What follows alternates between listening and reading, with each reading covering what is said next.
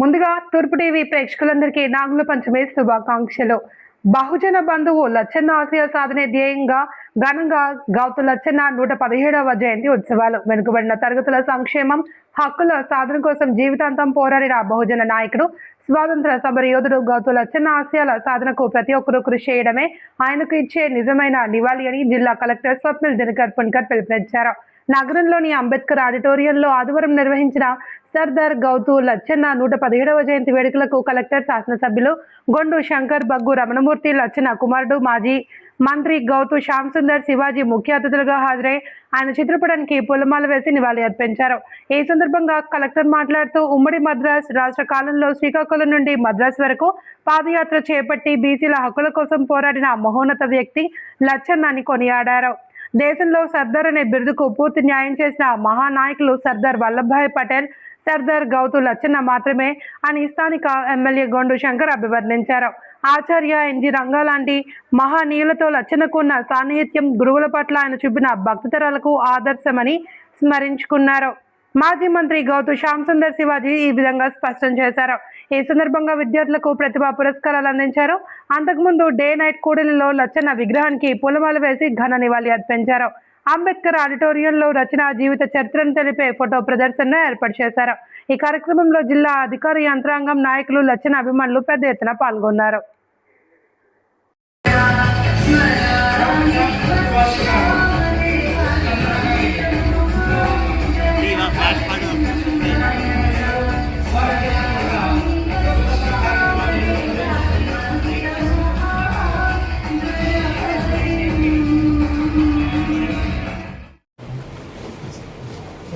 అప్పుడు స్వాతంత్ర తొలినాడు national leaders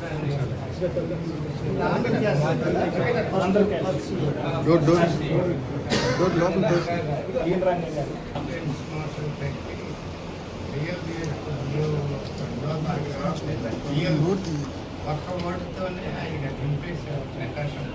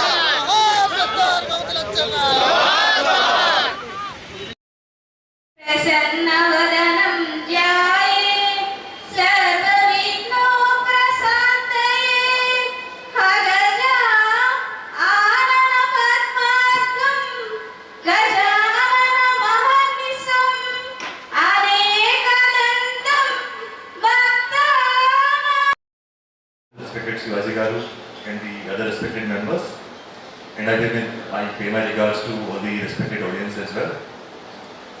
నాకు తెలుగు కొంచెం మాత్రమే వచ్చు, దయచేసి చదువుకోండి. I'll try to speak somewhat in Telugu, so please bear with me. Gouthu Lachanna గారి 115వ జయంతి సందర్భంగా ఆ మహనీయుని స్మరించుకోవడం మనందరికీ గర్వకారణం. పేదలు, రైతులు, కార్మికుల కోసం జీవితాంతం పోరాడిన గొప్ప ప్రజానాయకుడు లచ్చన్న గారు.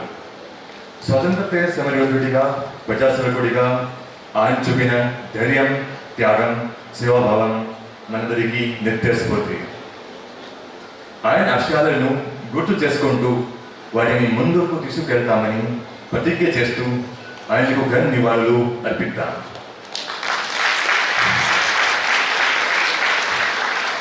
I thank all the members, respected MLA Garu, respected Shivaji Garu, and all the audience for attending this event and making it a success.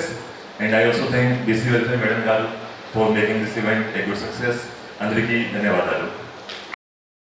ఇదే రోజు మనం ఈ ప్రోగ్రాం అక్కడ